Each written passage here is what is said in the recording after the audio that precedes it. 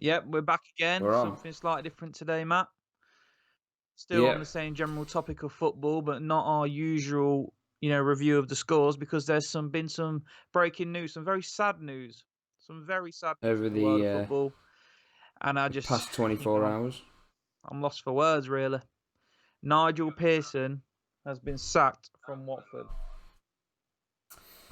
Yeah, and before we carry on, I will read out the club statement from Watford. Very short, very sweet, very fickle. Very bitter, not sweet, mate. Very bitter, yeah. Sweet's the wrong yeah. word. So, yeah, very short, very bitter. Brief yeah, that's and the bitter, best way to that's what describe we'll call it. it. So, Watford FC confirms that Nigel Pearson has left the club with immediate effect. Hayden Mullins, with Graham Stack as assistant, will take up the position of interim head coach for the Hornets for the final 2 Premier League fixtures of the 1920 season. There will be no further club comment. Now, I never expect a club to come out and tell us the exact reason why a manager or a player or whatever is left or been sacked or whatever route they've decided to take. But that statement there reads, there's a little bit more to it than poor performances and bad results, especially at this time of the season with 2 games left. Well, at the very minimum, even if you've been a stinking pile of shite, you get a good look in the rest of your career. You get thank you for your service. We thank Nigel and his team or whoever on their team for their hard work and wish them the best of luck with their... But nope, not today, not Watford. Very brief, very bitter, just, he's gone. So what? Hayden Mullins is in charge. It does make you think someone somewhere is not very happy, and I wish I'd have been a fly on the wall when he got the news he was sacked. Yeah, and it's come as a surprise to many, and I've seen across social media, and I've taken part in a lot of the comments going on Twitter, and a lot of Watford fans seem to think that the performances are dipped and the performances weren't always quite up there. And I kind of tried to put my point across, being a Leicester fan, and we've experienced, Pearson's reign in 2 different spells. Yeah. And when he came back and he inherited Sven's squad at the time, that squad had many bad eggs. It had egos. It had players that thought they were better than what they were. It had players that were kind of past it, yet they still thought they were capable. And for 6 months, probably longer, I didn't see a difference. No. There was no difference. Pearson came in and we were still that inconsistent, poor side in the Championship. And a lot of Leicester fans were calling for his head, as football fans do, very fickle. Now, what then happened, that's that pre-season and the following season and the season after that, well, he goes down as a Leicester legend. And I've tried to get that point across to many Watford fans who just won't accept it. So, to Watford and Watford fans, they seem to be pretty happy with the decision, but I'm surprised. I really am surprised. One thing, harping back to when he came back for us at Leicester, something I think is very similar with Watford. When under Sven, we were a bunch of individuals. We weren't a team. And when Pearson came in, I think one of the first things he did was drop Matt Mills. Now, at the time, Matt Mills was our record signing and captain. And he came in and Pearson wasn't having none of him. And he dropped him straight away. No. Pearson's biggest strength at Leicester was his recruitment and his ability to bring in the right characters to build a team. Yeah. He didn't have that chance at Watford. And I think we'd all agree, anyone on from the Watford's been badly run. There's no unity about that club, really, is there? It's a very toxic, hire, fire, short term. No, you know what I mean. It's not that kind. When you think of Watford, you don't think of togetherness, do you? No, and I think it's only a matter of time until the luck runs out and they end up back in the Championship, because you can't run a club not like sustainable. that. Sunderland tried to do it, didn't they? Hire, fire to get them out of trouble, and it eventually ran out. I think if they would have kept Pearson, that would have been the start. That could have been the start of them actually building something.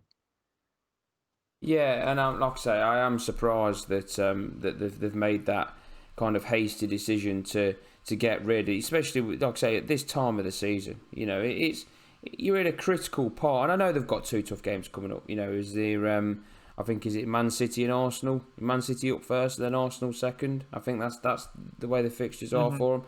And okay, I think it's a bit of a stab in the dark, isn't it? I don't think they're going to stand much of a chance, but they are 3 points clear. Bournemouth have got to win to stand a chance of getting out, and Villa have got to also win 2 games, and Villa look abysmal. So they've got a chance of staying up, and Watford would have fancied the chances against Arsenal.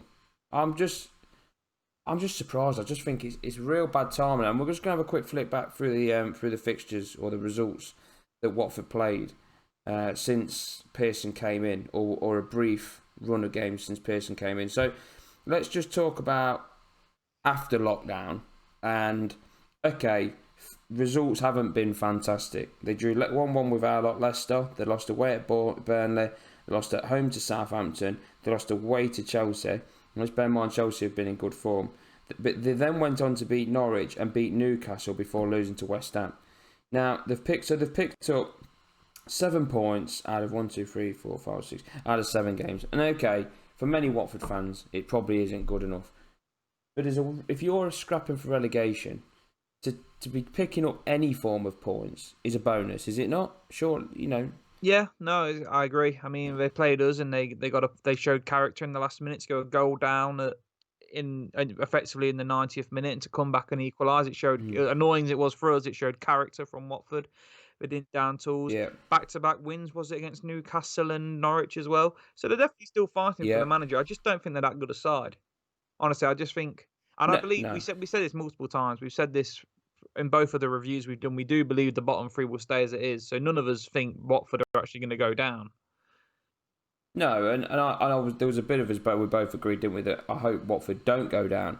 I do feel a little bit bitter towards them now, because I feel as though, I've got a lot of respect for Nigel and what he did for our club, and we always wanted to do well. We never had any affinity to Watford. We had an affinity to Pearson and Shakespeare. We made that clear. We said we don't like Watford as a club, but where Nigel goes, a piece of us goes. We want Nigel to do well, because we're probably some of the few Leicester fans who still hold him the highest of regards, where a lot of Leicester fans don't, which is gets underneath makes my piss boil, to be fair to you. Absolutely makes my piss boil when Leicester fans. They just ain't got a clue what they're talking about. Ain't got a clue. People who don't hold Nigel Pearson in the highest regard at Leicester City ain't got a clue what they're on about.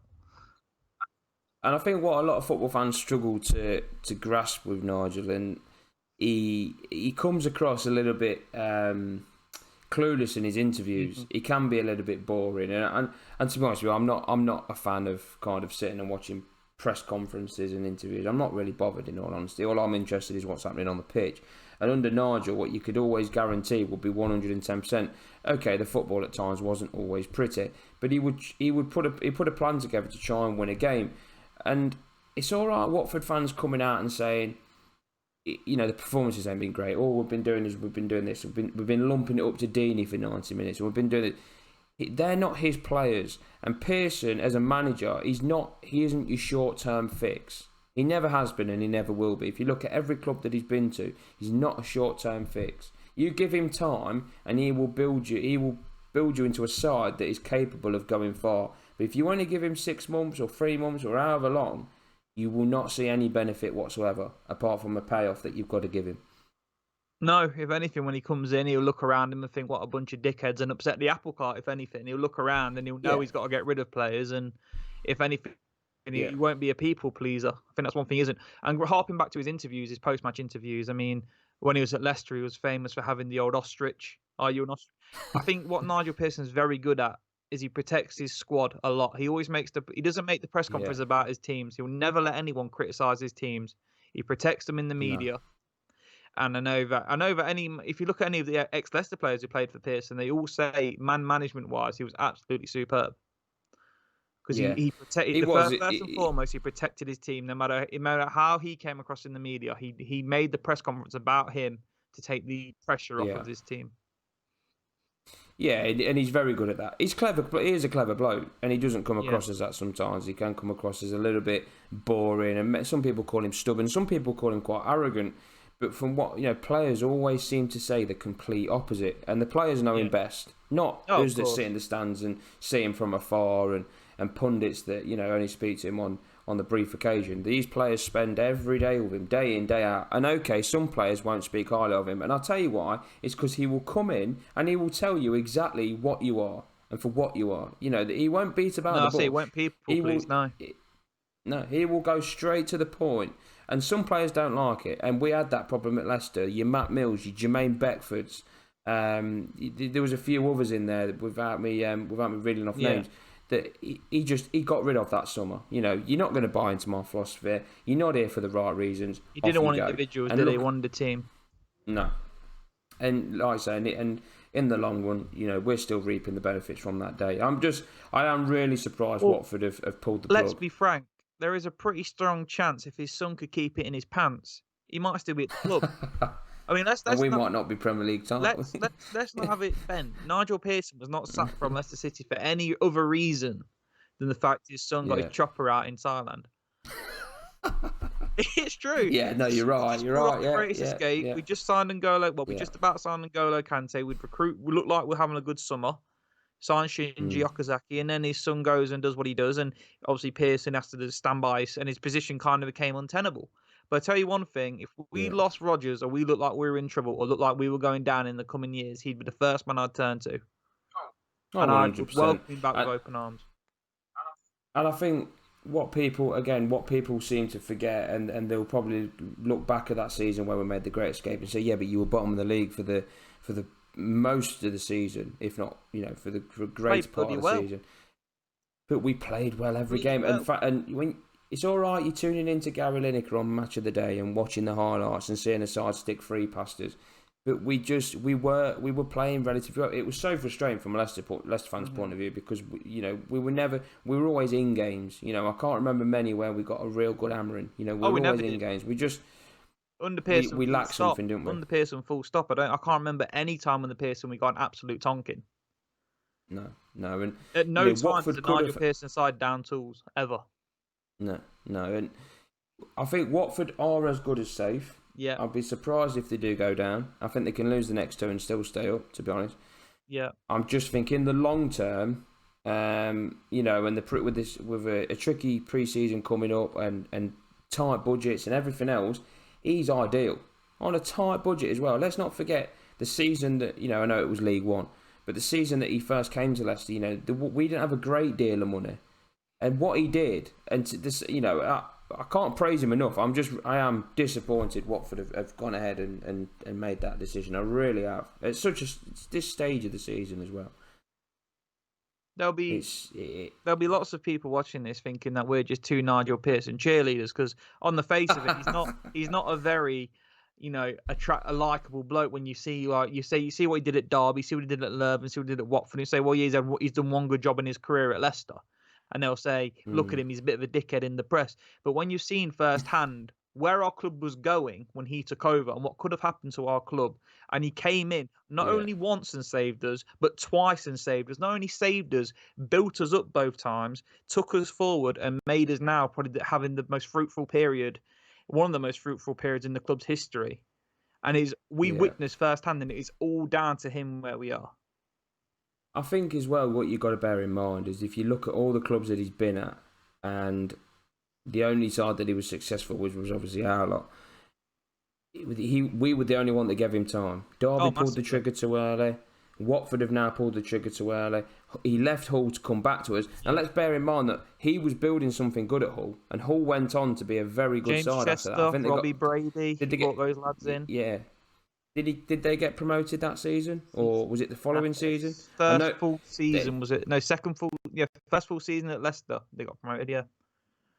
Yeah, so given time, it was his team. It was his team that went up.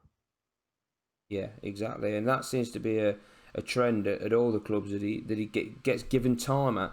But yeah, no. As for Watford, I don't know what's going on at that club. No time. I really don't. No time for Watford as a club. No time for him as a club now. And one thing I will just back to Pearson, and when I was thinking about this earlier, if you look at every full season he had at Leicester, won League One, got to the Championship, playoffs, and then he left to go to Hull under a cloud. The owners got that wrong at Leicester. And he came back in and sort of he had to clear out for half. Like you said, when he came in that first half of the season, we weren't great. But he cleared out, and then the second full season, playoffs again. We were top until Christmas, and we sort of whittled away a bit, but still playoffs. And then the next season, we won the Championship. The next season, we stayed up in the Premier League. So every full season we either got promoted, got in the playoffs, or stayed in the Premier League. For every full season we had in the Pearson. And along the way, bought in Drinkwater, Mahrez, Knockout, Vardy, Delat, Matty James. The list goes on of the amazing players he signed for us. Yeah, and you got to bear in mind as well, like you say, Watford have now got kind of a free shot at it, because I don't think they'll go down, like I've said.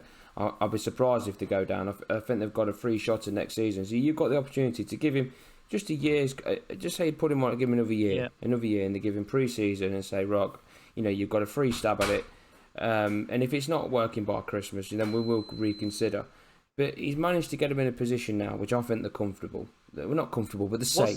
They are What's Steve safe. Walsh doing nowadays? Is he out of the job? I think he's out of a job. If they would have got the band back together, Walshy, Shaky, Pearson at Watford, they could have seriously had something special, a good thing there. Especially on a tight budget. He seems to be the master of tight budgets. Hungry, and even the experienced players he brings in. On the surface of it, you think, they very uninspiring, like Dean Hammond, Gary Taylor-Fletcher, Kevin Phillips for us, Vasilevsky, but they came in and they all served the purpose, and they all left almost like cult heroes because they all came in and did a job. Even Gary Taylor-Fletcher, and he played a hatful of games and scored 2 goals, I think, but or he maybe just 3. fitted into the ethos. It's all about the type of person you are, probably more so than the type of player you are. You have to come in, and you have to add to the dressing room as well as on the pitch. And I feel sorry for Watford because they have been a pretty toxic. No one really settles there, do they? Lots of players, lots of managers, a big turnover of both. And this was the chance for them to really start to build something. So what they're going to do now, go and bring in another foreigner from abroad and sack him by Christmas? Probably. Well, yeah, they're going to obviously stay up, which I keep saying. I think they will stay up, and then they'll bring someone in, and it will be someone from overseas, no doubt, because that seems to be the trend. And probably, will he hit the ground running? I doubt it. They've not got a massive budget. They've probably got to ship out some big players as well, because I think the wages are probably fairly high there. And then, can they sustain something and finish relatively respectable? I don't think they can. Just touching on the players, do you think there's more to it than what meets the eye? Do you think there was probably a little bit more going on behind the scenes than just... Well, some reports have had it that during that West Ham game where they were 3-0 down at half-time, apparently had a bit of an altercation with the Moroccan defender Adam Messina. And if the reports are true to be believed, Messina got a bit chirpy and Pearson got a bit touchy. You know what I mean? A bit hands-on. And he put Messina in a world of bother from what, which is absolutely brilliant to think about. Yeah, I think that's probably a bit of a glorified statement. If Watford did go down, who's better to have in charge than Nigel Pearson? If they did go down, if Pearson couldn't save them with the current squad they had, and they did go down, no, we're saying they won't, but what if they do? And who else is better than Pearson in the Championship? In no scenario does it make any sense to me why they got rid of him. If they go down, they've probably got one of the best managers to build you back up. And if they stay up, you've got another manager, still a good manager, who I believe would take them forward as a club in the Premier League. So I just don't understand it. I don't understand why owners such as Watford's are so trigger happy. I ain't got an understanding of football. It is proven that it doesn't work. It's unsustainable. Short-term success, it's unsustainable.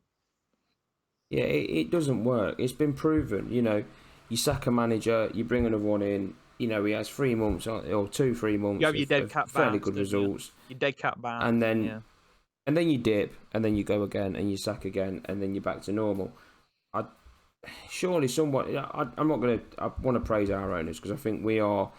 Don't get me wrong. They've been. I won't say trigger happy. We have pulled the trigger when I think we've really had to before in the past, and I think there was one time in the Prem where actually Vishai sacked Pearson, but then Top said no. Do you remember that? Yeah, I do remember that. Yeah, so that was a bit of a strange one. We've had times where our metal has been tested, but you can't be a club like that. Like look at Southampton, the Hasenhüttl lost 9-0 to us, went on to lose the next 3 fixtures after that, so they lost 4 in a row after losing 9-0 in the bottom three, and they still stuck by their man. Would Watford? No. I don't think many clubs will have. In all honesty, that's credit to Southampton. I don't think many. Now they're reaping the rewards, and good on them. Yeah. Like I say, it's a sign of the times in modern football that you hit a bad run of form. It goes on for 2 or 3 months, and if it puts you in a position where your Premier League status is in jeopardy, they pull the trigger and hope for it. I strongly believe that a lot of owners do it in hope that they do get this manager bounce, and that manager bounce that's is all enough. it is. That's all it is. To steer them away. So we saw Sunderland do it because obviously we know the financial implications of being in the Premier League to dropping down, and although you have parachute payments, it's a massive difference. We saw Sunderland do it for about 3 years. I'm trying to think. Dick Advocat they bought in, dead cat bounce. Was it Poyet they bought in, dead cat bounce? Who else was it? Oh, what was the other lad's name? Was at Sunderland? Allardyce came in for a short time, didn't he? They all come in at the same time in the season, have that dead cat bounce, stay up, invariably win at St James's Park. They all seem to do that. Win at St James's Park, and then by October the next season, they're gone. Yeah. And they did it for about 3 or 4 years. And it was just a cycle. They did. And if Watford and then you look at them now. Careful, they'll fall into. Yeah, look at them now, exactly. If Watford aren't careful, they'll fall into that realm. Yeah. Yeah, like I say, it's a very strange time to pull the trigger, and I've had a good flick through some of the comments. A lot of Watford fans are all for it. A lot of them are against it.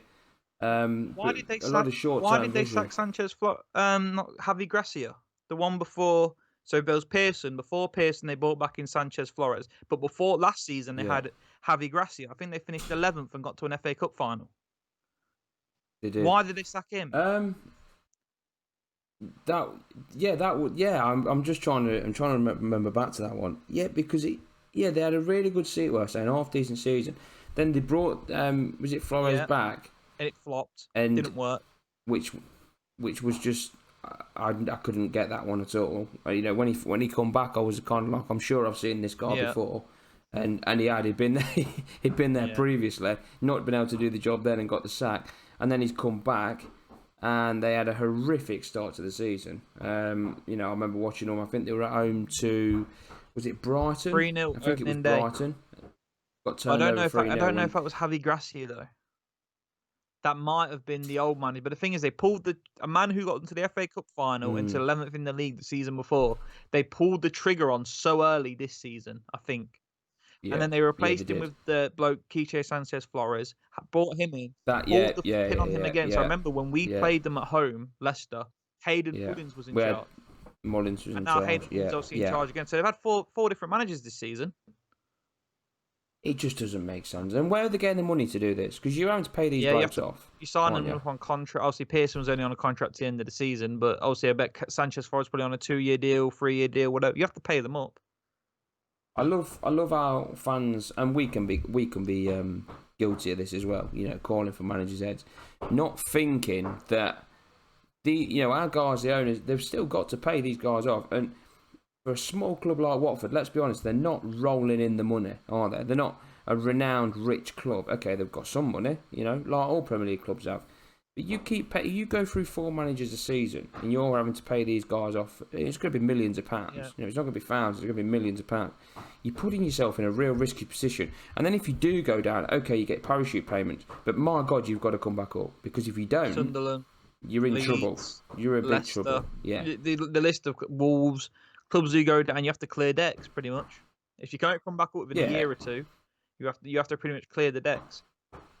You've got to bounce back straight away. And I think, I don't want to talk about Villa too much because, this is purely meant to be on Watford. But Villa are in serious danger of going back down after spending over 100 million. And then they've got to bounce back. Yeah. And Watford could fall into that. If they keep chopping and changing like they are doing, Mashy hopes Watford go down. Yeah, so do I, mate. After sacking Pearson, fuming. If you just walked in, we're like 2 cheerleaders. We're having a loving. We're absolutely fuming. Yeah, we've just spent the last half an hour, talking about the glory days. But no, I am disappointed by it. I really am, and I was just getting over the fact that Spurs had turned us over, which was kind of I say getting over it. We were building up to the Spurs game, and I was expecting a bit of a battering. We've not got a big game in us, North. We haven't for years, mate. We've not got a big game in us. No, and then you heard the news that Pearson's been sacked. The rumours are flying around, and you're thinking, surely not. Not with 2 games to go. This makes no sense. It makes no sense. No, and like I say, let me just flip back to the results. They lost to West Ham 3-1, which I think was a bit of a toothless performance from what from what I can make of it. But they beat Newcastle before that. And let's remember, Newcastle aren't in bad form. Then they beat Norwich, which, okay, Norwich are dead and buried. They lost away at Chelsea, 3-0. Okay, Chelsea are a good side, so you've got to take that one on the chin. They lost at Southampton. Southampton in good form as well, let's not forget. Mm-hmm. They also lost away at Burnley, which is not an easy place to go. The first game back after lockdown was against Ireland, which they drew 1-1. And I watched that game from start to finish, and I thought Watford were well in the game. Oh yeah, we created a few chances. I mean, we've been shit, but yeah, they were in the game. And let's, in all honesty, if I remember rightly, Casper managed to keep us in the game. But then before lockdown, they lost away at Palace. Okay, that could be classed as a bit of a sloppy result, but they beat Liverpool 3-0 at home, and I remember that game was memorable. That broke Liverpool's unbeaten run, and they were fantastic that night, weren't they? 3-0, wasn't it? Before that, they lost 3-0 at Man U, drew 1-1 at Brighton, lost at home to Everton. So, okay, there's a couple of results in there as a Watford fan you're going to be concerned about. But when Pearson took over, they were rock bottom in the league. When Pearson took over, when they were rock bottom in the league in December and Pearson came in, if you would have offered them where they are now, this table, 2 games left, other teams got 1 game left, 3 points clear with a better goal difference, they probably would have taken it. And anyone who says otherwise is Billy Bullshitter. When Pearson came in, they lost 2-0 away to Liverpool. Now let's just remember Liverpool have gone on to win the league. Fantastic home record, the best side in the Premier League. Yeah. That first game. After that, they go 7 games unbeaten, and in that run of games, they beat Man United 2-0. They drew away at Sheffield United, beat Villa at home 3-0, beat Wolverhampton Wanderers at home 2-1, beat Bournemouth away 3-0, and then drew at home to Spurs. That's not a bad run of form.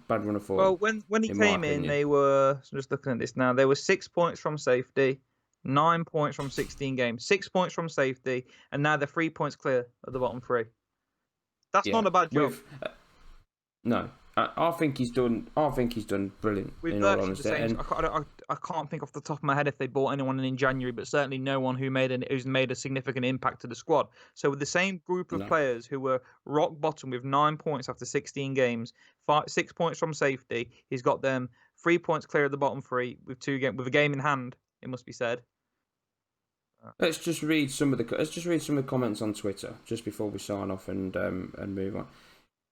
One of the tweets which caught my eye, and I did actually reply to this, was from @cleverly SZN, and his comment was, "Did his job, but there was no way forward with him. Right decision." I question that massively, and I did question it. I can't see how you can't see a way forward with him after, was it 3-4 months? Yeah. Forgetting lockdown, 3-4 months of the football season. I don't get that at all. Let's have a look at a few others. You've got, let's try and find a Watford fan, which would help. Absolutely disgraceful decision. MP is the only one with the butts to say how it is. Should have had been extended no matter where we finished. Cleared a lot of the prima donnas in the team. The owners make the club look shit and the fans are sick of it. Yet Duxbury somehow survived. So that's from a Watford fan who clearly isn't too happy about it. So two sides of the coin there. You've got one Watford fan that seems to think it's a good decision and there's no way forward with Pearson. Yet you've got another fan that completely thinks it's a disgraceful decision. So there's obviously a mixed bunch in there. But you're going to get that. You're going to get that in any football club, aren't you? Yeah, another Watford fan, just the last one.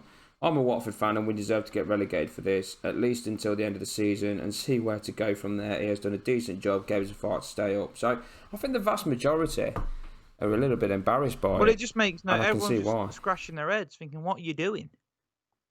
And it hurts us on a more personal, because we think so highly of Nigel Pearson. We don't, and when we see him be, almost treated like it does bother us as fans. We don't like to see him get shit on. Us Leicester fans for what he did for our club. We wish him well, and when he is unjustly sacked, then it rubs us up the wrong way. As you've probably just seen for the last 40 minutes. Hey, we'll ride out for Nigel Pearson on this podcast.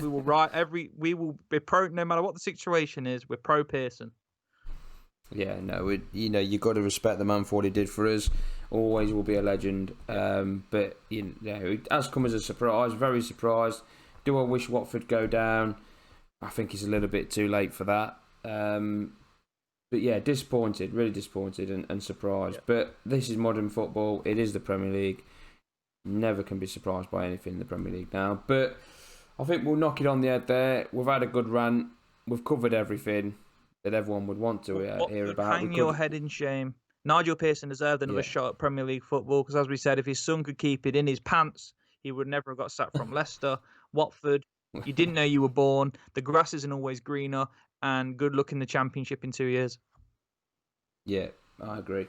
Watford fans, please leave your comments in the section below. We'd love to hear, what your point of view is and your experience of having Pearson at your club. Again, we only see highlights, so it'd be nice to see what a lot of you true fans see week in, week out. Watford to go on and win the league next season. Yeah, well, that'd be. I don't think they'll have a Pearson out Ranieri in. That old combo. I think he's available, isn't it? Yeah. That might be what the owners get Pearson in, sack him. Yeah, the owners might be thinking that. That could be their method in the madness. But Watford fans, catch us on Twitter, Twitter account, and definitely get your comments across to us. Love to hear what season. Well, no, what you think of Pearson. We've got a little bit of a biased view, so it'd be nice to hear from a Watford fan. Well, once again, thank you very much for watching. If you have enjoyed this, be sure to tune in next time. But thank you very much for watching, and until then, keep it steady. Adios.